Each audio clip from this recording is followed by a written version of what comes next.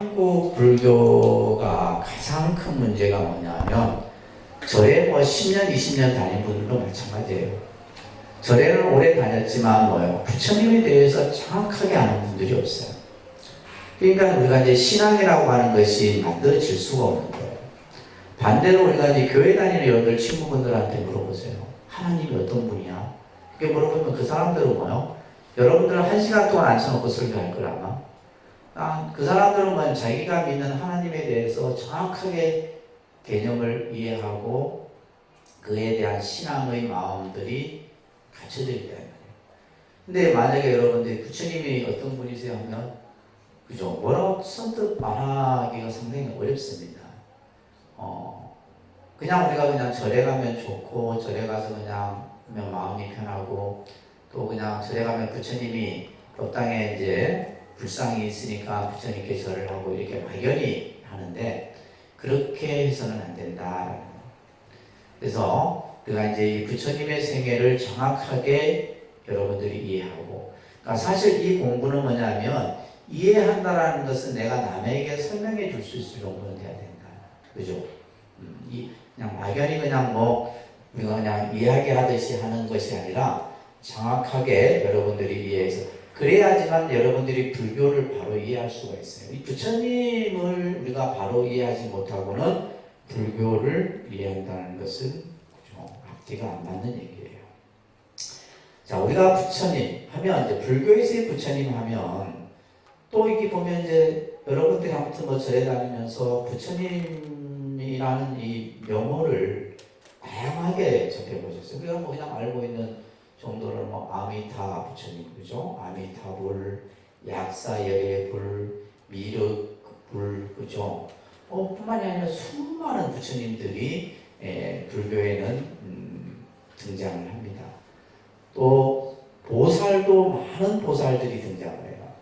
그러다 보니까 이게 이제 서양의 기독교하고 불교가 또 신앙적으로 좀 다른 부분들도 이런 부분들이에요. 어떤 믿음의 대상이 우리는 하나가 아니라 너무 다양한 거예요. 그죠? 다양합니다. 그러니까 사찰에 가더라도 어떤 사찰은 비로자나 부처님을, 해의자 같은 경우는 비로자나 부처님이 주불이에요. 통도사 같은 경우는 서가모니 부처님의 그 모습을, 부처님의 사리를 모시고 있으니까 주불의 형태고, 또 어떤 절에 가니까 팔공산 가빠이 같은 경우는 약사열의 부처님이 또 그 주불이에요. 그래서 그런 식으로 사찰마다 다 각기 달라. 그러니까 이제 우리 불교 신자들이 이제 처음 불교를 접하면서 뭐가 뭔지 사실 구분이 안 되는 거예요. 그죠? 또 보살도 보면 또 다양해요. 어떤 사찰에 갔더니 관세음 보살만 하고, 또 어떤 절에 갔더니 지장보살만 하고, 어떤 절에 갔더니 또 저 운문사 사리암 갔더니 그죠? 다반존자만 하고, 이런 식으로 전부 각기 다 달라요. 근데 이제 나중에 여러분들이 이제 공부를 하시면 아시겠지만 이것이 다른 것이 아니라 하나예요, 하나. 하나인데 우리가 볼 때는 이제 다 각기 다르게 보이는 겁니다. 그래서 이제 이런 것들도 여러분들이 이제 공부를 통해서 하나하나 이해하시게 되는데, 자, 우리가 이제 불교에서의 부처님 하면 여러분들은 서가모니 부처님을 이제 항상 생각을 하셔야 돼요. 서가모니 부처님. 왜? 이 부처님은 인류 역사상 현존했던 분이다. 우리가 예를 들면 세계 4대 성인 가운데 우리가 서가모니 부처님이, 그죠? 예수 그리스도, 공자 이렇게 들어가잖아요. 그죠? 서가모니 부처님은 이거는 신화적 인물도 아니고 가상의 인물도 아니고 인류 역사상 현존했던 분이다. 그래서 불교라는 종교가 이 서가모니 부처님으로부터, 이 부처님이 어떻게 보면 창시자죠. 그래서 이제 우리가 이 종교라고 하는 것이 갖추어질 때 제일 처음에 갖춰지는 것이 뭐냐 하면 그 종교를 세운 사람을 교주라고 해요. 뭐라 한다고요? 종교의 성립 3가지 요소예요. 종교가 성립하는 데 있어서는 첫째, 그 종교를 처음으로 만든 사람을 우리는 교주라 해요. 그래서 불교에서의 교주는 누구예요? 그죠? 개중에 자기가 교주라고 떠들고 이러는 사람들이 있는데 아닙니다. 불교의 교주는 누구예요? 서가모니 부처님이에요. 서가모니 부처님이 교주예요. 그래서 우리 아까 예불 할 때도 사바교주, 시아본사, 서가모니불 했잖아요. 예불문에 그죠? 사바교주. 그래서 이 중생 세계에서의 교주는 누구다? 서가모니 부처님이 교주예요.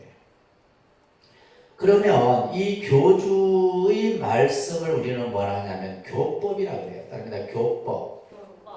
책에다 쓰셔도 됩니다. 책에다 써놓으세요.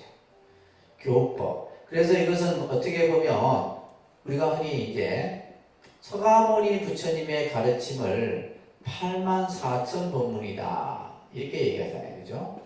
84,000 법문. 그것을 이제 우리가 표현해 놓은 것이 8만 대장경이라는 거죠. 해인사에 있는, 그죠? 부처님의 말씀을 전부 목각으로 이렇게 해갖고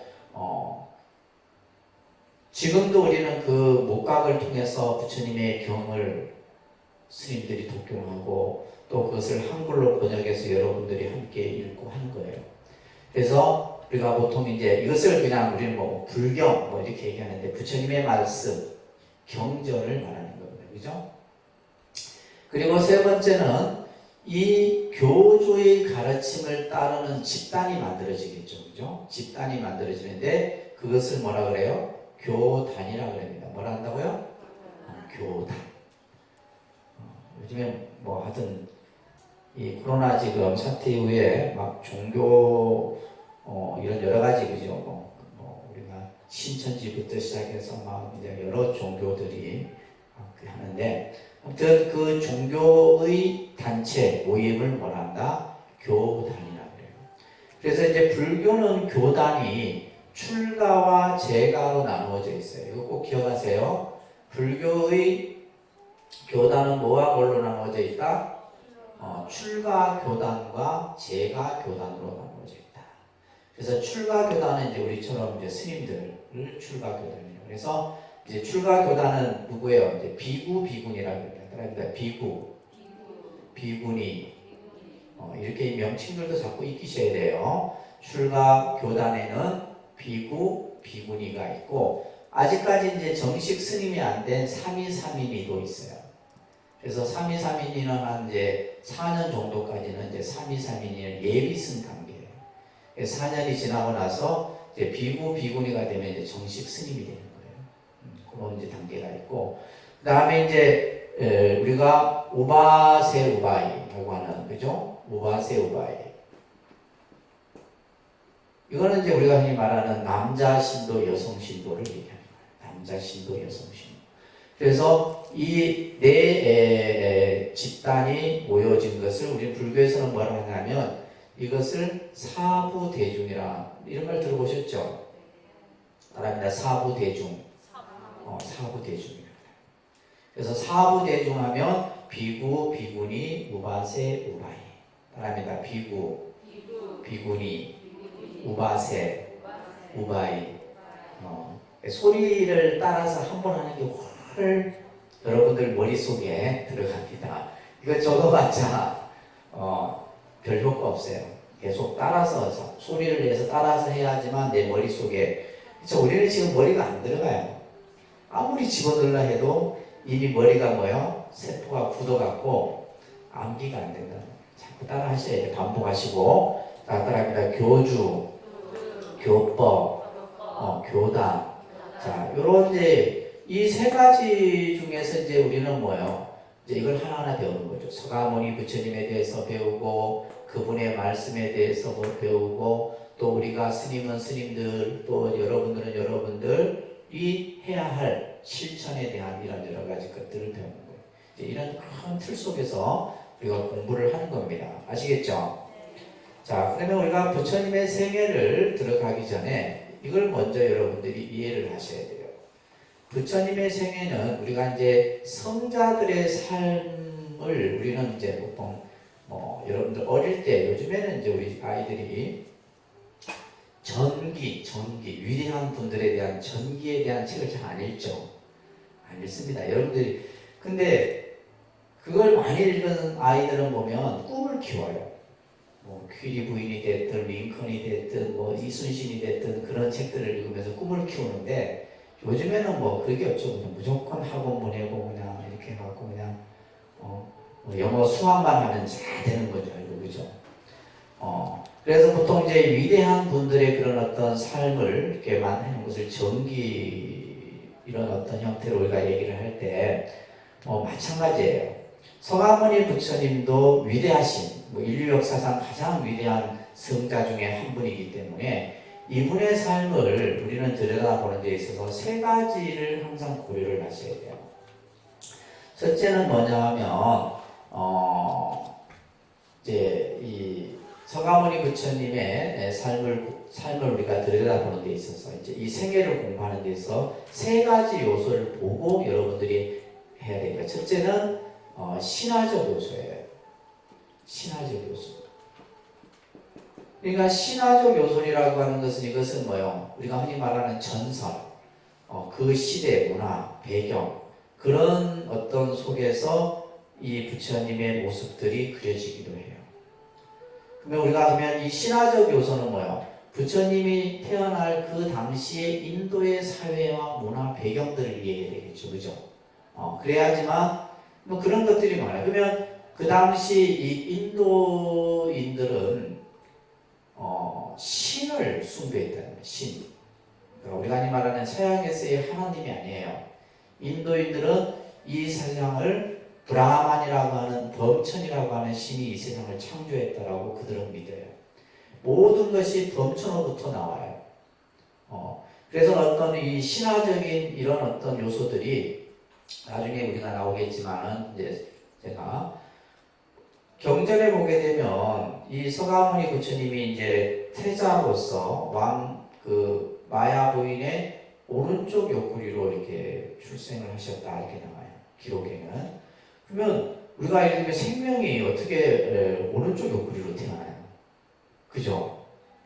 이거는 말도 안 되는 소리잖아요. 근데 말도 안 되는 소리를 하면 안 돼. 왜? 그거는 신화적인 요소를 기반으로 하고 있어요.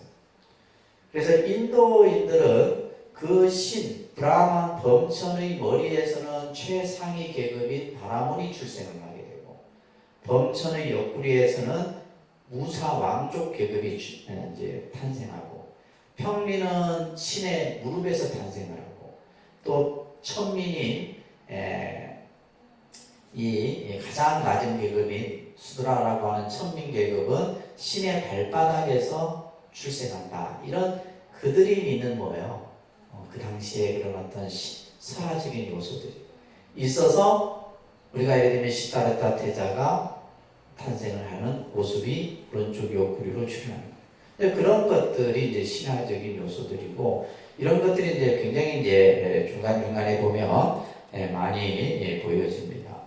두 번째는 이제 역사적 요소예요. 역사 사실적 요소죠. 그러니까 결국 이러한 어떤 위대한 분들의 어떤 삶을 우리가 그것을 이제 정리하고 기록하는 데 있어서는 역사적인 증거가 있어야 돼요. 역사적. 그래서 예를 들면 서가모니 부처님께서 2600년 전 인도 어디에서 출생하시고 어디에서 성도하시고 어디에서 교화하시고 어디에서 열반하시고 이런 기록들 그죠? 근데 다행히도 이런 역사 사실적 요소들이 다 있다는 거예요. 쉽게 말해서 유적으로도 남아있고 문헌 기록으로도 남아있고 그런 것들 나중에 이제 여러분들 그림으로 보여드리겠지만은 그 인도를 최초로 통일한 왕이 아쇼카 왕이라는 왕이 있어요. 인도 역사에서 최초 통일 왕조입니다. 이 아쇼카 왕이 이제 인도를 전체 통일을 하고 나서 불교에 귀의를 합니다. 부처님께 귀의를 해서 부처님이 이제 계셨던 그 유적마다 석주를 세우는데 그게 유명한 아쇼카 왕 석주예요. 그래서 그 아쇼카 왕 석주는 인도 돈에도 인도 화폐에도 그 문양이 새겨져 있어요. 그래서 이 나중에 역사학자들이 이제 그런 어떤 그 기록들을 보고 이곳이 바로 뭐다? 부처님 탄생지다. 이곳이 부처님이 처음 설법을 하는 곳이다. 이런 것들을 이제 다 기록으로 우리가 문헌으로 볼 수가 있는 거예요. 그래서 역사 사실적 요소입니다. 세 번째 이제 이런 것들 세 번째는 뭐냐면 종교적 요소예요. 종교적 요소라다 보니까 이거는 뭐냐면 종교적 요소라고 하는 것은 이 종교라고 하는 어떤 색깔에서 가장 크게 차지하는 비중이 바로 뭐냐면 신비주의예요. 신비. 그러니까 신비적 요소란 말이에요. 그러니까 신비적 요소라고 하는 것은 이것은 뭐예요? 과학으로, 이론으로, 논리로 설명이 안 되는 것들이에요. 그냥 그렇다면 뭐예요? 믿어야 돼요. 그러니까 예를 들면 하나님이 이 세상을 창조했다. 뭐 성경 첫 구절에 나오잖아요. 그죠? 하나님이 이 세상을 창조했다. 그러면 창조했다고 믿는 거지. 그걸 가지고 예를 들면 과학으로 이제 갖다 들이대면 예를 들면 그게 허구가 되고 종교하고 과학은 늘 충돌이 되는 거예요.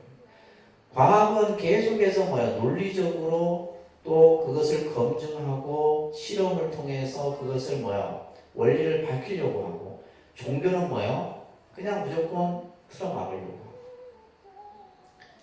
그러니까 예를 들면 대표적인 것 같은 경우는 사리예요, 사리. 예를 들면 사리를 그것은 뭐냐면 우리가 이제 봤을 때 흔히 사리라고 하는 것은 수행을 아주 오랫동안 하신 분의 유골 자체를 사리라는 거예요. 부처님의 사리도 있지만 근데 그 사리가 아주 영롱한 구슬을 색을 띠기도 하고 여러 가지 다양하게 모양을 띈다는 거예요. 근데 그것을 이제 예를 들면 과학이 그러면 그 사리가 도대체 어떤 성분으로 이루어져 있느냐? 전부 뼈로 이루어져 있는 거예요, 사실은. 그런 그게 또 이제 깨지느냐 안 깨지느냐 그냥 열로 녹였을 때 녹느냐 안 녹느냐 과학으로 하려고 하면 종교의 영역을 침범합니다. 그리고 예를 들면 기독교도 마찬가지예요. 성모 마리아가 예수 그리스도를 낳았는데 동정녀가 어떻게 아기를 낳을 수 있느냐 이걸 따지면 돼요, 안 돼요? 안 되는 거죠. 그리고 예를 들면 예수님이 부활을 했다. 부활을 어떻게 그것을 과학자들이 그것을 증명하려고 하면 그것은 종교의 영역을 침범하는 거예요. 그래서 이 종교적 요소라고 하는 것은 다시 말해서 신비하고 뭔가 어떤 논리를 뛰어넘는 그 이상의 요소들이 있다는 거예요. 자, 그래서 우리가 이 부처님의 생애를 공부하는 데 있어서 첫째는 신화적 요소가 등장을 하기도 합니다. 그 다음에 역사 사실적 요소들도 있을 수 있고, 그죠? 세 번째는 종교적인 요소. 그것은 신비적 요소예요. 이런 것들을 보고 우리가 이제 이 내용을 봐야지만 이해가 됩니다. 이걸 이제 모르고 그냥 하게 되면 그냥 우리는 말도 안 되는 소리다 이러면서 그죠? 그냥 믿지 않을 그런 마음들을 가지게 돼요. 자, 보시면 부처님이 출생하셨던 인도라는 나라, 여러분 인도 가보셨어요? 요즘에는 정말 외국 나가고 싶구만 학생들. 못 나가니까 더 생기는 것 같아. 그래서 요즘 보니까 가상 여행해가고 그죠? 여행도 안 가면서 괜히 쓸데없이 비행기 타고 그죠? 이런 사람들도 있더구나. 이 인도는 참 여행하는 분들이 하는 얘기로 꼭 가보고 싶은 나라. 한 번 갔다 오고 나서 또 한 번 가고 싶은 나라. 자꾸 가고 싶은 나라 중에 여러 나라가 많겠지만은 인도라는 나라를 많이 꼽는다 그래요. 굉장히 매력적인 도시입니다, 인도가. 그래서 인구는 한 11억 정도 되죠. 면적은 세계 한 거의 7위 정도 됩니다. 인구는 세계 2위고. 그리고 원체 인도가 면적이 굉장히 넓습니다. 인도가 면적이 굉장히 넓어서 특히 이제 이 인도는 다양한 언어, 그 다음에 또 문화, 기후, 또 어떤 종교적 특성 이런 것들이 다양하죠. 그래서 이미 이제 부처님이 출생을 할 그 시기에는 이미 인도는 이제 브라만 신이라는 신이 모든 인도인들의 어떤 신의 숭배 대상으로 섬기고 있었던 그런 시대였었어요. 특히 이제 인도의 원주민인 드라비다라는 족이 있어요. 드라비다는 족이 이제 인도 땅을 이렇게 이제 차지하고 있었는데 아리안족이 이제 인도를 침입을 합니다. 이 아리안족은 유목민이에요. 유목민들은 뭐냐면 끊임없이 새로운 영토를 침략을 하게 되죠. 그래서 이 아리안족들이 인도를 들어오면서 그래서 이제 뭐 우리가 인도 지도를 뭐 이렇게 이제 이런 식으로 그래서 이 인도는 이제 쉽게 말해서 히말라야를 중심으로 해서 중국하고도 그 국경이 연결되어 있고 그죠? 세계적으로 유럽하고도 연결되어 있고 온 세계적으로 연결되어 있어요. 그러면 이제 이 인도를 중심으로 이렇게 흐르는 우리가 강이 이제 흔히 말하는 겐지스강, 인더스강이라고 하는 강이 이제 흐르고 있어요. 그래서 세계 문명이 네 군데서 일어나게 되는데 전부 강을 띄고 있죠, 그죠? 그래서 인도에서 일어나는 문명을 인더스 문명이라고 하는 문명의 발생지이기도 해요. 그러다 보니까 이제 이 인도는 다양한 정치, 경제, 문화, 철학, 과학 이런 분야들이 발달이 많이 됩니다. 그리고 인도는 보면 부처님을 비롯해서 위대한 사상가라든지 철학자 이런 분들이 또 많이 출연하기도 했던 나라가 인도입니다. 그죠? 지금은 이제 우리가 인도가 뭐 못 사는 데는 굉장히 못 살고 또 예를 들면 잘 사는 도시는 뭐 굉장히 아주 뭐 잘 살고 그렇습니다. 그러니까 빈부의 차가 굉장히 크죠. 굉장히 큽니다. 지금은 이제 인도가 보면 힌두교가 거의 8, 90%를 차지하고 있어요. 불교는 없습니다. 불교가 발생된 나라인데도 아이러니하게 불교는 그냥 유적만 남아있고 불교 자체는 거의 자취를 감추고 이슬람교도가 좀 있고 그리스도 그 다음에 인도인들 중에서도 가장 못 사는 사람들이 불교를 믿어요. 가장 천민의 계급에 해당되는 정도 아주 극소수예요. 그래서 아까 얘기했던 이제 이 아리안족이 인도를 이제 그 지배를 하게 되면서 이들이 이제 계급 사회를 형성하게 되는데 그게 이제 여러분들 지금 잘 알고 있는 사성 계급이라고 하는 그죠? 사성 계급이라고 하는 계급 사회가 이루어지게 됩니다. 그래서 모든 사람을 계급별로 그러니까 우리 조선 시대 때도 양반, 상놈, 천민 그렇게 나누듯이 그죠? 그러니까 이런 어떤 그 계급의 문화는 어떤 나라든 다 있었던 것 같아요. 그래서 인도도 이 계급 사회가 지금은 이제 이 그 카스트 제도라고 해요. 카스트 제도라고 하는데 이 헌법에는 명시되어 있지 않지만 보이지 않게 인도 사회에서는 그 계급 사회입니다. 그래서 예를 들면 이제 제가 이제 인도에 갔을 때 이제 그 가이드 청년한테 물었어요. 당신 계급이 뭐냐니까 자기는 크샤트리아 왕족 계급이라는 거예요. 왕족 계급. 그러면서 이제 왕족 계급은 굉장히 이제 높은 계급에 해당되는 거예요. 그리고 보면 이제 또 뭐 아주 천민 계급에 있는 아주 우리가 쉽게 말하는 막노동을 하거나 이런 사람들은 보면 또 자기가 그 참 계급에 대해서 크게 뭐 이렇게 받아들이는 이런 경향들이 많습니다. 그래서 부처님 당시 때는 이 카스트 계급 사회가 굉장히 아주 뿌리 깊게 내렸던 그런 시대라고 보시면 됩니다. 그래서 우리가 보통 이제 부처님이 기원전 6세기경 그래서 이제 연도를 정확하게 이제 추정하면 BC 624년이라고 하는 이제 BC 624년 정도로 추정을 할 수가 있어요. 실제 부처님이 탄생했던 곳은 네팔 지역에 가까워요. 그래서 우리가 부처님이 탄생지를 가려고 하면 인도에서 다시 네팔 비자를 받아갖고 이제 인도 국경을 넘어서 근데 국경이 뭐 그냥 길 하나 건너면 되는 정도예요. 그래서 네팔에 들어가서 이제 부처님이 탄생지인 이제 그 탄생지를 갈 수가 있게 되는데 실제 부처님이 탄생했던 나라 이름은 카필라국입니다. 카필라국. 그 다음에 부처님의 종족은 샤카족이라고 해요. 그러니까 샤카족. 샤카족. 이런 것들은 외우셔야 돼요. 외우셔야 됩니다. 이건 이해가 아니에요. 샤카족이에요. 그래서 우리가 이제 여러분들 서가모니 불이라고 하는 부처님의 명호가 이제 샤카 이렇게 되는 거예요. 샤카 문이 이렇게 샤카무니. 그러니까 샤카는 뭐라 그랬어요? 지금 부처님의 종족 이름이에요. 그 다음에 문이라고 하는 것은 성자라는 뜻인데, 그래서 우리가 서가문이라고 했을 때는 뭐냐면 샤카족의 성자라는 뜻이에요. 샤카족의 성자. 그래서 이제 이 샤카를 중국 사람들은 이렇게 그냥 이건 안 써주셔도 됩니다.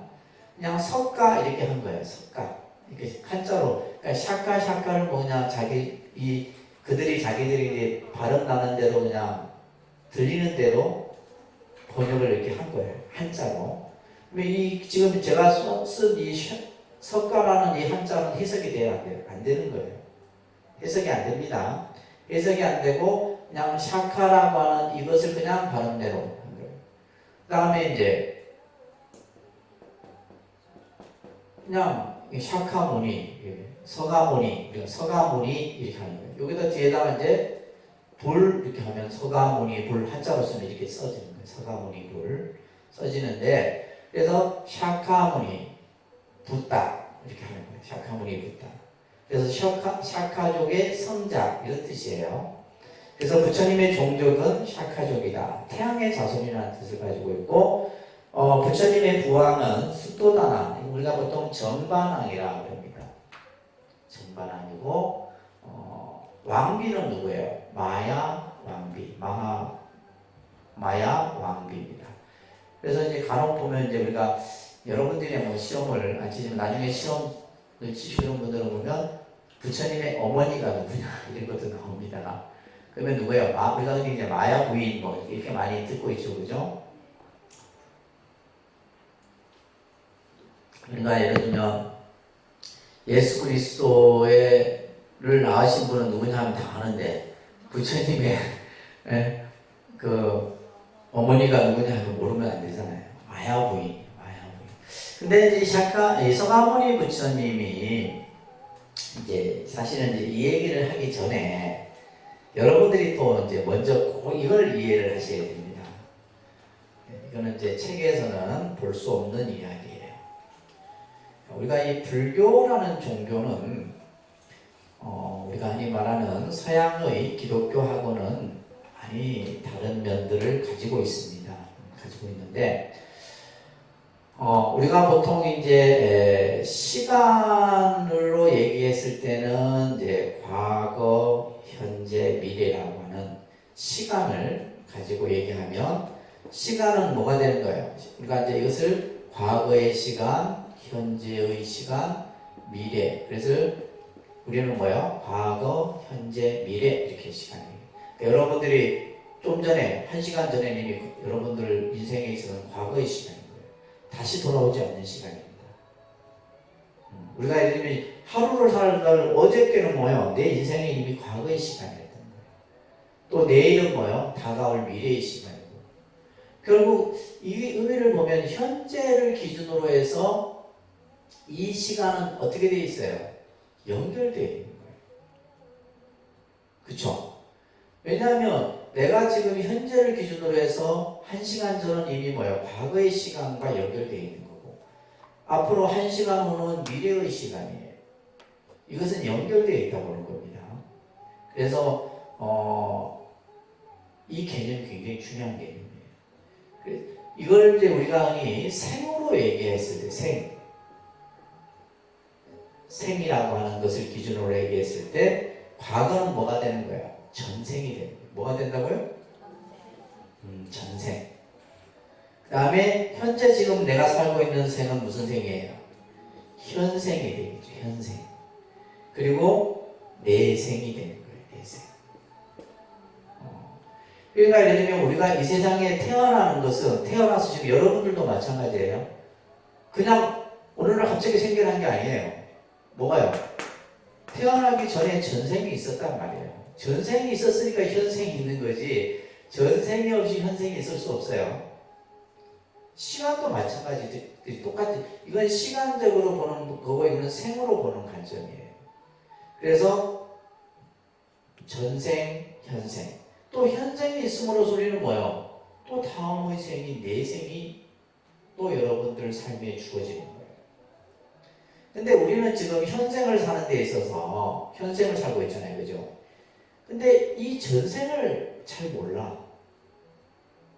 또 그리고 우리는 뭐요? 내생에 대해서도 잘 몰라. 내가 앞으로 1시간 후에 어떻게 일어날지, 그죠? 내가 죽고 나서 내가 어떻게 될지 우리 여러분들 아세요? 아무도 모른다.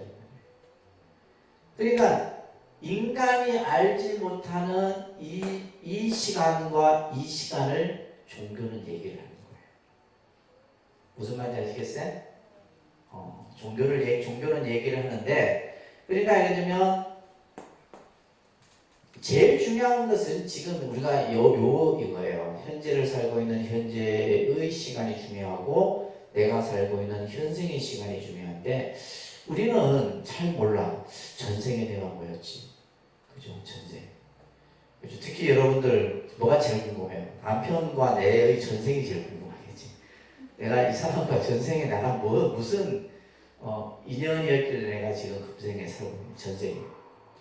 그래서 이제 경전에 보게 되면 부처님 당시 때도 많은 제자들이 이거에 대해서 궁금했어요. 부처님이시여 전생과 또 내생에 대해서. 부처님은 그것을 궁금해하지 말아라. 전생을 알고자 하느냐, 너의 전생을 알고자 하느냐, 지금 네가 살고 있는 현생의 모습을 보면, 그러니까 전생은 뭐예요? 현생, 지금 여러분들이 살고 있는 삶은 전생과 연결된 삶이에요. 그래서 전생을 알고자 하느냐, 현생에 네가 사는 모습을 봐요. 여러분들이 살고 있는 모습, 그 삶의 모습 속에 이미 뭐예요? 전생의 삶이 그대로 담겨 있는. 그러면 내생을 알고자 하느냐, 그렇죠? 내생도 우리 궁금하잖아요. 다음 생이 어떻게 돼요? 지금 현재 네가 하고 있는 모습을 보면, 그렇죠? 여러분들이 지금 현재 하는 것만 봐도 내생이 어떻게 될지 다 이미 결정되어 있는 거예요. 네, 그런 이제 부처님 말씀들이 많은데 서해집니다. 자, 이걸 봤을 때 이제 불교는 전생을 얘기하고 현생을 얘기하고 내생을, 그래서 삼생을 얘기하는 종교입니다. 불교는 뭘 얘기한다고요? 삼생을 설하는 종교예요. 근데 또한 불교는 시간도 과거, 현재, 미래의 시간을 얘기해요. 근데 서양 종교는 이게 없어요. 이게 과거와 뭐가 없어요? 전생의 개념이 없어요. 근데 대부분의 종교는 여기에 초점이 무게 중심이 있습니다. 서양 종교는. 그래서 예를 들면 죽고 나서 그들이 최고로 목적이 뭐예요? 죽고 나서 천당 가는 거예요. 천당. 그러니까 내세를 얘기하죠. 그죠? 내세를 얘기합니다. 근데 불교도 보면 뭐 극락도 있고 다 있어요. 근데 내세가 아닙니다. 불교는 뭐가 중심이다? 현재가 중심이에요. 뭐가 중심이라고요? 불교라는 종교는 현재 지금 현재의 지금 여러분들이 사는 모습, 이게 중심이에요. 여기서 기준입니다. 근데 서양의 종교는 뭐죠? 다음 죽고 나서의 천당 가는 것이 그들의 목적이에요. 우리는 지금 뭐예요? 현재에서 내가 부처되는 거예요. 뭐 사후에 부처되는 건 얘기하지 않잖아요. 현재 지금 내가 수행을 해서 지금 당장에 부처되는 것이 목적인 거지. 그래서 서가모니 부처님이 이 세상에 태어나기 요 현생 전에 이미 뭐가 있냐면 전생의 얘기가 그래서요. 전생. 그 전생의 얘기를 본생담이라고 합니다. 뭐라 한다고요? 말합니다. 본생담. 이것을 다른 말로는 자타카라고 하는 경전이 있어요. 자타카. 이제 부처님의 전생의 이야기가 설해져요. 전생의 얘기가 설해집니다. 그래서 서가모니 부처님은 2600년 전에 인도에 출생하기 이전에 뭐예요? 많은 보살행을 닦아서 이미 부처인 거예요. 그러니까 우리가 예를 들면 이 세상에 오셔서 예를 들면 부처님이 6년 수행하고 뭐 이렇게 그죠? 그래서 부처가 되고 이게 아니에요. 이미 서가모니 부처님은 이미 그 이전부터 뭐다? 부처님이었다. 그런 얘기가 어디에서 제일 많이 나오냐면 법화경이라는 경전에서 제일 많이 나와요. 법화경을 보면 법화경에 나오는 핵심 내용들이 그런 내용들이에요. 서가모니 부처님은 현재 와서 부처가 되신 것이 아니라 이미 뭐다? 부처였고, 그러니까 뭐야? 다음 생 또한 부처가 있는 거예요. 그래서 서가모니 부처님이 과거 전생에 이제 보살행을 닦으면서 중생을 제도 교화하기, 부처님이 그냥 뭐 쉽게 이 세상에 출현하시는 게 아니에요. 부처님이 이 세상에 출현한다는 것은 굉장히 어려운 일이에요. 우리가 서가모니 부처님이 출현하시고 나서 다음 생에 출현하시는 부처님. 그래서 우리가 예를 들면 시간적으로 얘기를 할 때, 자 보세요. 과거에도 부처님이 계셨어요. 과거에도 부처님이 계셨는데 그것을 과거 칠불이라고 합니다. 따라합니다. 과거 칠불. 과거불. 쉽게 해서 과거불이에요. 그러면 현재불은 누구냐? 서가모니불이에요. 현재불은 누구요? 서가모니 부처님이에요. 현재불은 서가모니 불입니다. 그러면 서가모니 부처님 이후에 또 앞으로 오실 부처님이 누구예요? 미륵불이라는 거예요. 무슨 불? 미래불을 미륵불이라 하잖아요. 그죠? 이렇게 시간적으로 부처님이 계시다 이 말이에요. 지금 현재불이에요. 그러면 서가모니 부처님이 이후에 다음에 미륵불이 오시는 시간이 언제냐? 56억 7천만 년이라고 경전해요. 몇 년요?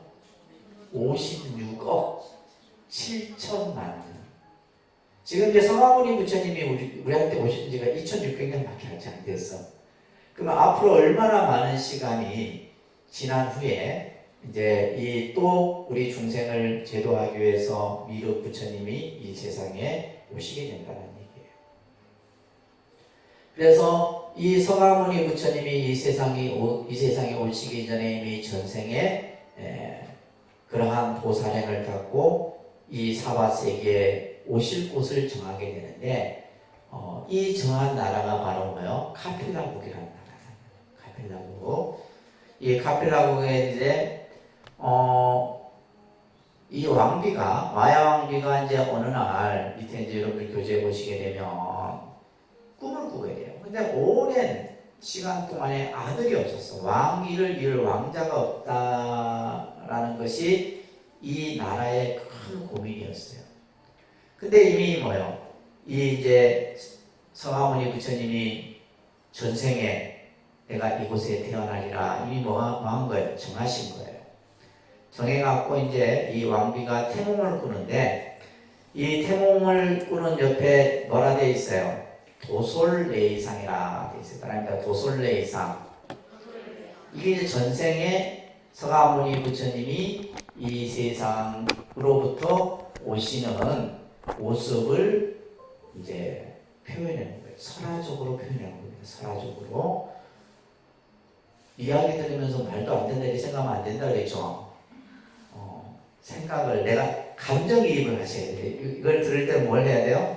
내가 그 안에 들어가야 된다 이 말이에요.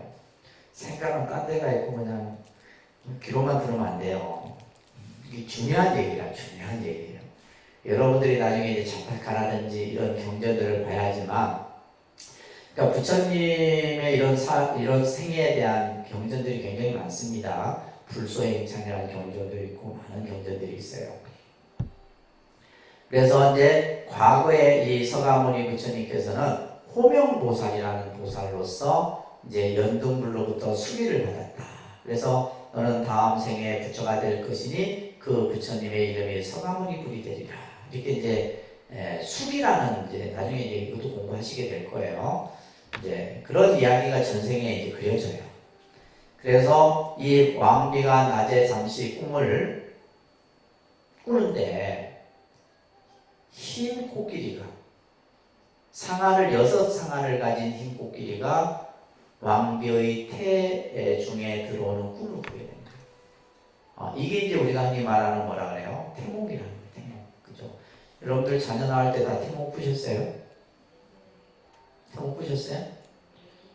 저희 모친은 용 꿈을 꾸었다는데, 내를 낳을 때. 용 꿈을 꾸어서 나를 낳을 때. 그래서 태몽인데, 그래서 지금 6상아를 가진 흰 코끼리가 왕비의 태중에 들어온다. 그래서 우리가 부처님 오신 날이 되면 이 흰 코끼리 위에 아기 부처님을 앉혀서 그죠? 관욕을 하고 하는 그런 이제 관불 의식을 하고 하는 의식들을 하는 거예요. 그래서 우리가 코끼리라고 하는 동물은 불교의 상징 동물이에요. 여기에서 이미 코끼리는 뭐가 된 거예요? 불교에서 상징하는 동물이 된 거예요. 그래서 6상아를 가진 흰 코끼리가 이제 왕비의 태중에 들어오게 되는 꿈을 꾸게 되는데 이것이 이제 도솔레이상. 도솔이라고 하는 것은 저 천상을 얘기해요. 도솔천 천상에서 흰 코끼리가 왕비의 태중에 들어오는 그 꿈의 장면을 도솔레이상이라 합니다. 그러니까 도솔레이상. 도솔레이상. 그리고 나서는 이제 왕비가 산기를 느끼죠. 그래서 이제 다리 차서 왕자를 출산하기 위해서 당시 이제 풍습은 친정에 가서 출산을 하는 그런 풍습이 있었대요. 그래서 그 자신의 고향인 친정으로 코리아국이라고 하는 나라로 가는 도중에 이제 동산이 있었는데 그 동산이 이제 유명한 룸비니 동산입니다. 룸비니 동산. 지금 이제 여기 지금 이 사진이 룸비니 동산이에요. 네팔에 있습니다. 이 부처님 탄생지 룸비니는 네팔에 있는 적이 있어요. 그러니까 당시 경전에 보면 4월 초쯤에 꽃이 아주 만발하고 그 이제 그때쯤이죠. 그리고 우리가 부처님 탄생일을 4월 8일로 이렇게 하잖아요.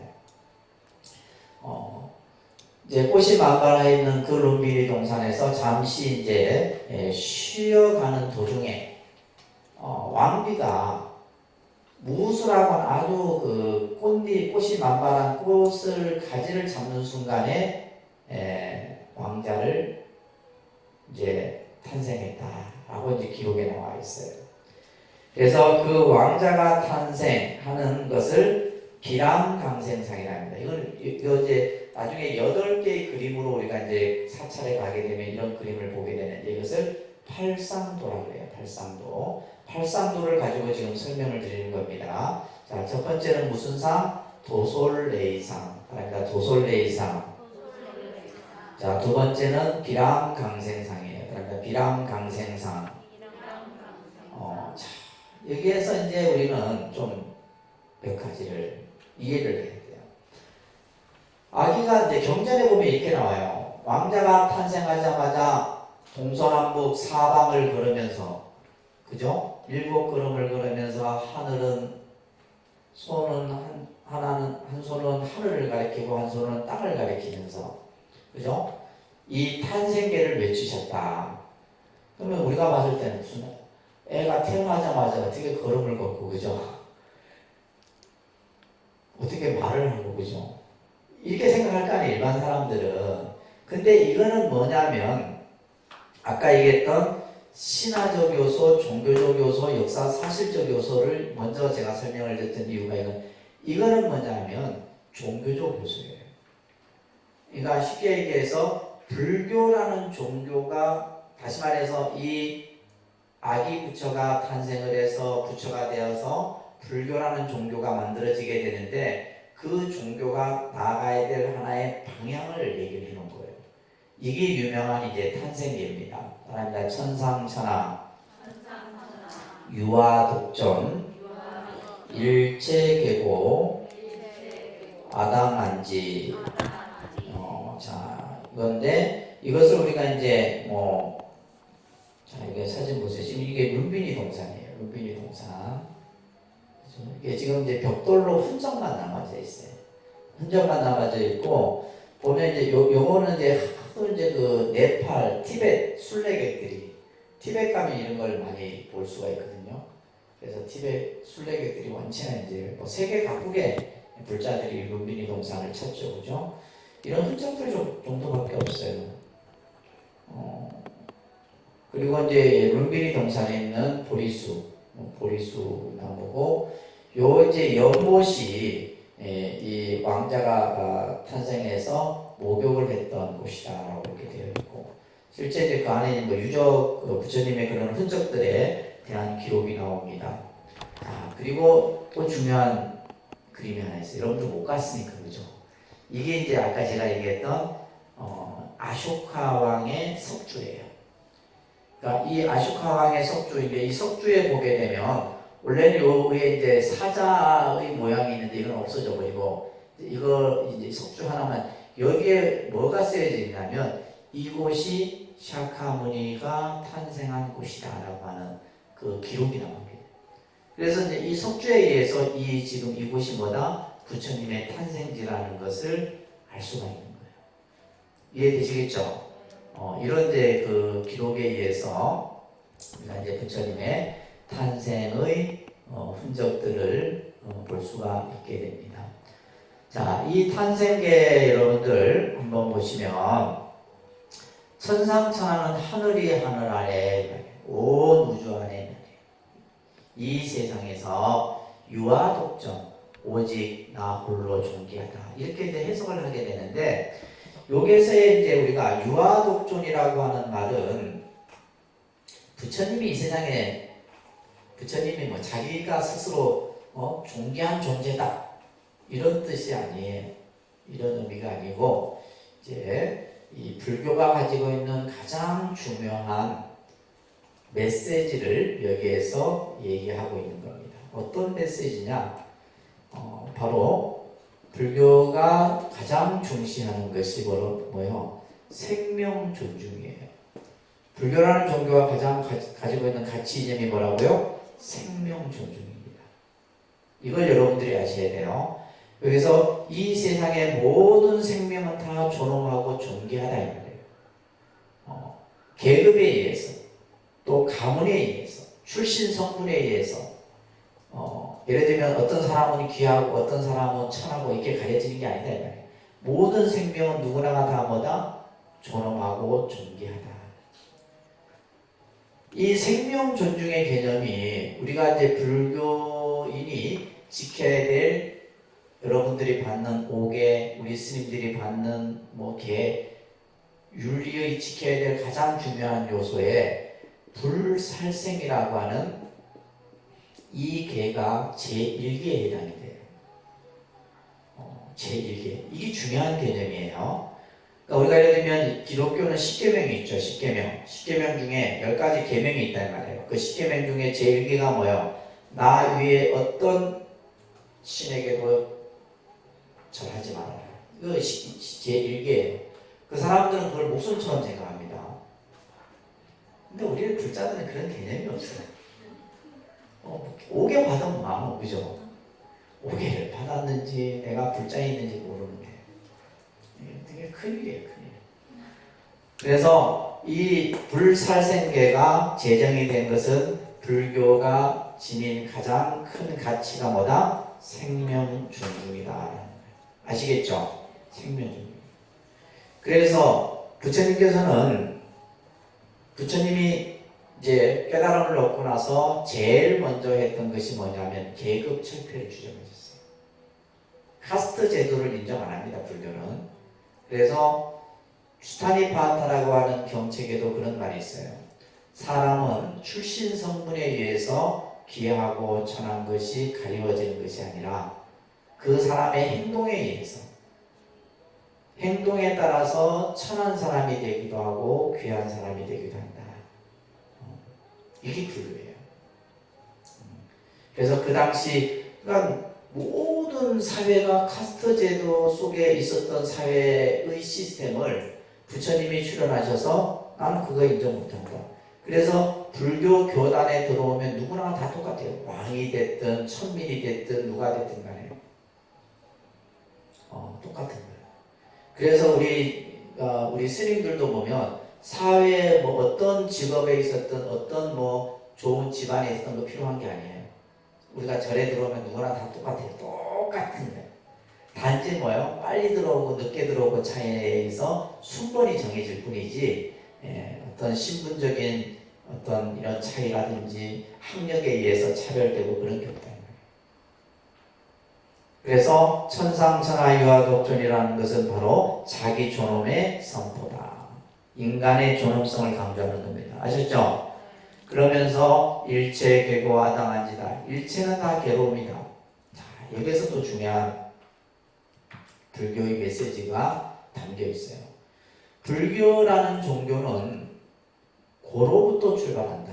불교의 가르침은 뭐로부터 출발한다고요? 괴로움으로부터 출발. 이 괴로움의 문제를 바로 알고 이 괴로움으로부터 벗어나는 것이 불교 교리의 핵심이에요. 그래서 일체계보다 일체는 다 괴로움이에요. 모든 게 다 괴로움이에요. 이 고를 이제 우리는 듀카 이렇게 인도 말로 듀카 이렇게 해요. 듀카. 그러면 고의 반대는 뭐예요? 락이죠. 락. 행복이다. 락을 수카 이렇게 하는 거예요. 우리 카페에 있는 수카고 하잖아요. 그러니까 이게 인도 말인데 고는 듀카고 수카는 행복이라는 뜻이에요. 행복, 평안, 즐거움 이런 뜻이에요. 인도 말이 산스크리트가 굉장히 어감이 좋습니다. 말 자체가. 그래서 모든 것은 다 괴로움이다. 나중에 이제 우리가 고에 대해서도 공부를 할 거예요. 괴로움이 여러분들 괴롭죠? 삶이 괴로워. 그러니까 우리가 맨날 못 살겠다, 죽겠다 하는 거예요. 괴롭지 않은 게 우리는 배가 고파도 배고파 죽고 배가 불러도 배불러 죽고 그죠? 더우면 더워서 죽고 추우면 추워서 죽고 맨날 죽는데 그게 뭐냐면 괴로움이에요. 우리 삶의 괴로움이에요. 가지면 가진 대로 괴롭고 없으면 없는 대로 괴로워요. 우리 삶이 괴롭습니다. 태어나면 태어나서 또 늙으면 늙고 병들면 병들어서 죽고 다 모든 것이 일체가 다 괴로움이에요. 그래서 이 고라는 문제를 어떻게 바라보느냐? 고의 문제. 그래서 불교는 뭐로부터 출발한다? 고의 문제로부터. 그러니까 여러분들이 불교를 공부하는 이유가 뭐예요? 이 문제를 해결하기 위한 거잖아요. 그렇잖아요. 그래서 우리가 이제 불교의 가르침이 뭐냐라고 했을 때 한자로 이렇게 한마디로 표현합니다. 이거 외워두세요. 이고등락이라고 합니다. 다른 데 이고등락. 이런 말 들어보셨죠? 다른 데 이고등락. 괴로움으로부터 벗어나서 영원한 즐거움을 얻는 것이 바로 불교의 가르침이에요. 그래서 불교를 왜 믿느냐? 지금 내가 현실 속에서 겪고 있는 여러 가지 괴로움으로부터 내가 지혜롭게 벗어나고자 불교를 배운다. 이렇게 대답을 하셔도 되는 거예요.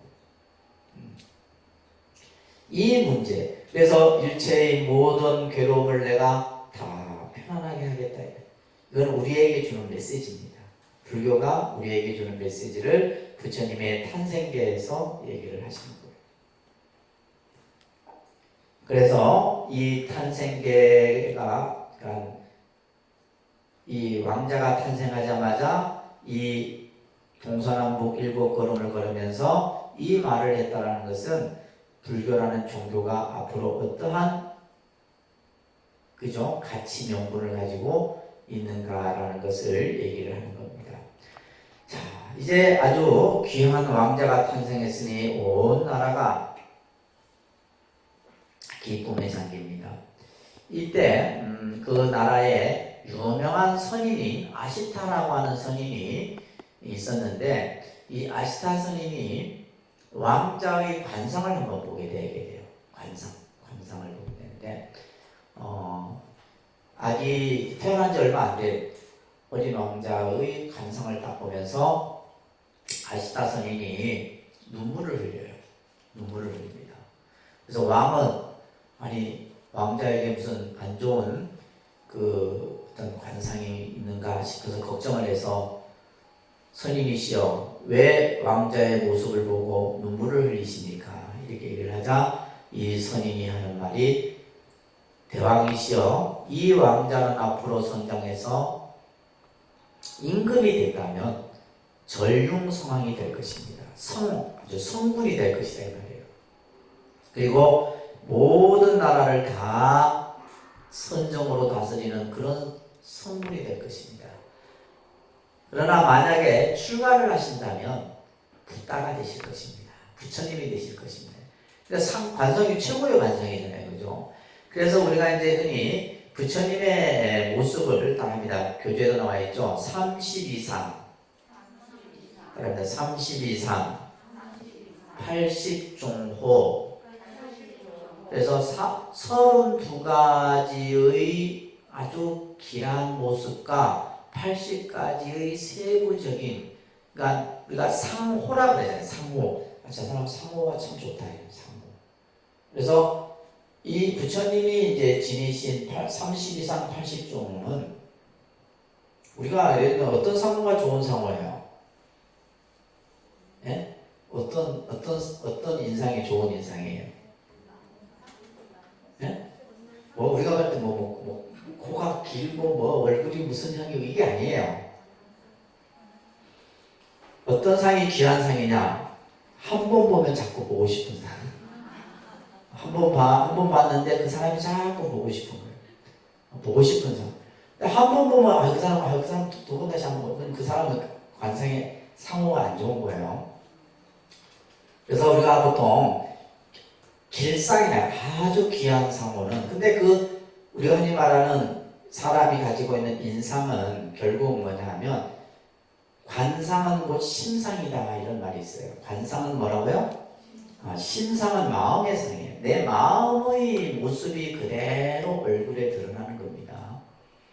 그래서 여러분들 성형 안 하셔도 돼요. 마음만 잘 쓰면 아주 귀한 상호를. 그러니까 여러분들 마음 쓰는 대로 얼굴이 나타나요. 마음 쓰는 대로 얼굴이 나타납니다. 마음 쓰는 대로 얼굴이 나타나는데, 그래서 좋은 상호는, 그래서 가장 이상적인 상호는 부처님의 모습이에요. 부처님의 상호예요. 그래서 우리가 예를 들면 저 석굴암 부처님 상호 같으면 아주 상호가 거룩한 상호의 모습을 가지고 있는데, 그러니까 불교를 모르는 외국인도 그 상호를 보면 눈물을 흘린다잖아요. 그 눈물은 뭐예요? 기쁨의 눈물이에요. 너무 거룩한 거예요. 보는 순간에 그 부처님의 모습 속에서 뭐가 느껴지고, 편안함이 느껴지고, 자비가 느껴지고, 그런 어떤 모습들. 그래서 이 왕자의 상호의 32상 80종의 상호를 갖추시게 되는데, 태어난 지 이제 닷새 날에 이름을 짓죠. 명명식을 하게 되는데, 이 태자의 이름이, 이제 왕자의 이름이 시달타. 그러니까 시달타 우리가 보통 이렇게 표현하기도 하는데, 시달타는 모든 것이 다 뜻대로 이루어진다 이런 뜻이에요. 그래서 앞으로 부처님이 되기까지는 이제 시달타 태자라고 제가 계속 얘기할 겁니다. 아셨죠? 그래서 시달타 태자가 이제 이름을 지니시게 돼요. 근데 7일 만에 어머니를 여의게 됩니다. 7일 만에. 근데 태어나자마자 일주일 만에, 그러니까 이 태자는 어머니의 얼굴도 잘 몰라요. 그래서 이모인 마하파자 파티라고 하는 마하파자 파티라고 하는 이 이제 이모에 의해서 양육이 되게 돼요. 양육이 됩니다. 그래서 이제 이 어머니의 죽음은 나중에 이 태자가 출가하는 하나의 계기가 돼요. 이 계기가 됩니다. 이 태자는 이제 어려서부터 왕자로서, 태자로서 갖춰야 될 여러 가지 학문을 배우게 되죠. 그러던 12살이 되던 해에 그 당시 사회도 농경사회이기 때문에 농사를 처음 시작하는 춘경자라고 하는 이런 이제 의식의 나라의 국가 행사죠. 그죠? 참석을 하게 됩니다. 근데 이때 이제 어떤 장면을 태자가 보게 되냐면 양육강식의 모습을 보게 돼요. 그러니까 이제 농부가 땅을 이렇게 딱 팠는데 그 땅에서 지렁이가 한 마리 꿈틀거리면서 나오는 것을 나무 위에 가지있던 새가 그것을 딱 이제 물고 날아가는 것을 매가 또 새를 잡아먹는 모습을 보게 돼요. 그때 이제 이 경전에 보면 이 상황을 이렇게 얘기를 합니다. 모든 중생들이 살기를 원하면서 또 살기 위하여 서로를 잡아먹는 것을 보니 불쌍하여 아픈 마음을 금할 것이 없다. 이런 이제 그 당시의 태자의 심정을 표현하는 경전 구절이 나옵니다. 그러다 보니까 이제 이 태자에게는 태자의 생활이 별로 즐겁지가 않았어요. 그러니까 늘 태자는 뭐냐면 혼자서 사색하는 걸 좋아하고 명상을 즐기고 이런 어떤 생활을 좋아했던 거죠. 그것을 이제 지켜보던 왕은 걱정인 거예요. 왜 걱정이에요? 아시다 선인으로부터 뭐요? 태자가 출가를 하게 되면 부처님이 될 거라고 하는 출가의 얘기를 들었기 때문에 이 부왕은 태자에게 가능한 한 출가의 마음을 일으키지 않도록 해야 했던 거예요. 그래서 실제로 경전에 보게 되면 삼시궁 생활을 하셨다 이런 기록이 나와요. 다시 말해서 계절에 따라서 머물 수 있는 궁전을 지어줘서 태자로 하여금 뭐요? 그냥 어떤 삶의 즐거움을 느끼도록 했는데 태자는 그렇지만 늘 마음은 거기에 빠지지 않았던 거예요. 그래서 나이가 19살이 되던 해에 결혼을 시키는 거죠. 더욱더 이제 부왕은 뭐예요? 출가를 못하도록 하기 위해서 막 삼시궁도 막 지어서 이렇게 생활하게 하고 또 가장 주변 나라에서 아름답다라고 칭송이 자자했던 이 야쇼다라라고 하는 공주를 태자비로 맞이해서 결혼을 해요. 그래서 결혼을 하게 됩니다. 그래서 태자의 공주의 이름이 야쇼다라는 공주를 맞이하게 돼서 그러던 중에 이제 태자는 그런 어떤 삶의 즐거움, 쾌락 이런 것에 대해서 늘 이렇게 즐거워하지도 않고 늘 고뇌의 시간들을 갖게 되는데 나중에 부처님이 되셔서 제자들에게 이런 법문을 합니다. 나는 세상을 살면서 그 당시 왕자로서 생활을 할 때 세 가지 자만의 마음을 가진 적이 있었다. 이 세 가지 자만 아주 중요한 내용입니다. 자, 한번 소리내서 여러분들 같이 한번 첫 단락만 한번 같이. 이거는 경전이기 때문에 읽으셔야 돼요. 제가 혼자 읽으면 재미가 여러분들 소리내서 읽으셔야 돼요. 참으로부터 깨달음을 얻지 못한 농부들은 이거 같이 읽습니다. 자, 시작. 깨달음을 얻지 못한 농부들은 자신도 늙고 늙음에서 벗어나지 못하면서 늙은 사람을 보면 싫어한다. 나도 역시 늙게 되고 또 늙음을 피할 수 없다. 늙게 되고 늙음에서 벗어날 수 없는 내가 늙은 사람을 보고 싫어한다는 것은 결코 옳은 일이 아니다. 이런 생각이 들자 나는 젊음에 대해 자만하던 마음을 모두 버리게 되었다.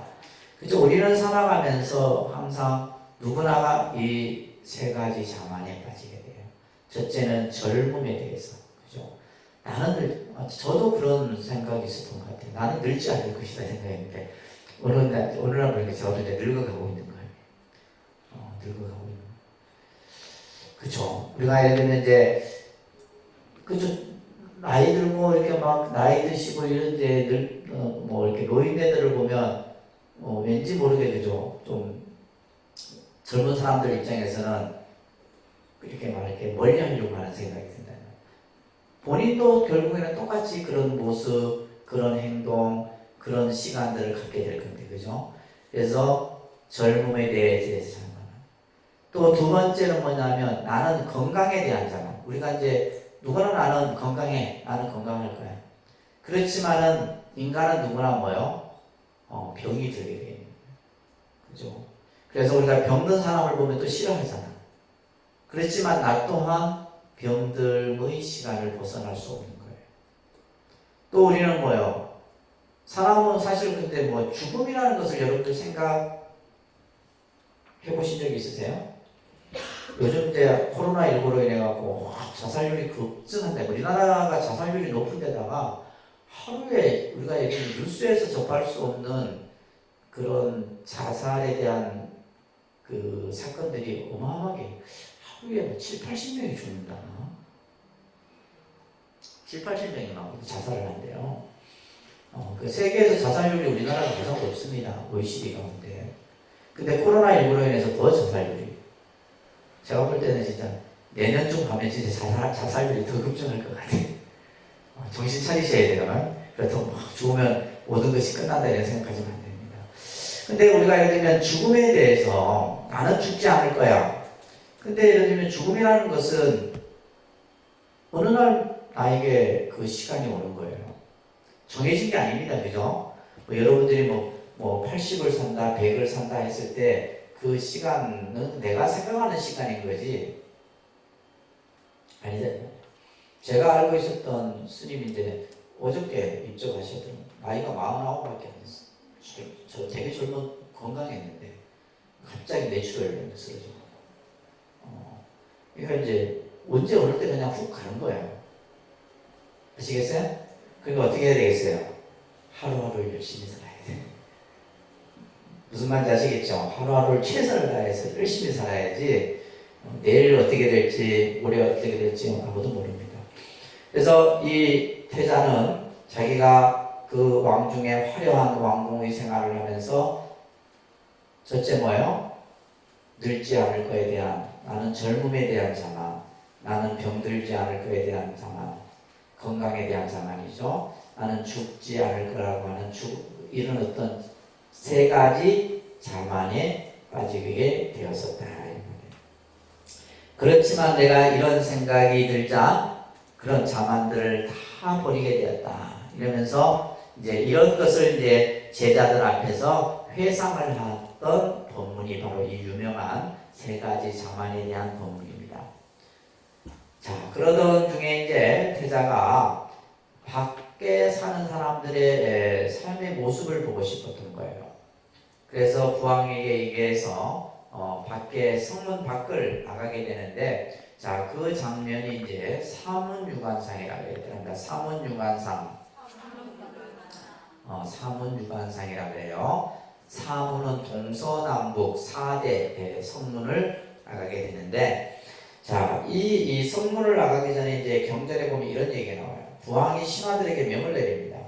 태자가 가는 길목에 어떠한 안 좋은 모습도 보이게 해서는 안 된다. 그러니까 어떻게 했어요? 길도 청소하고 좋은 모습만 보이도록 했겠죠.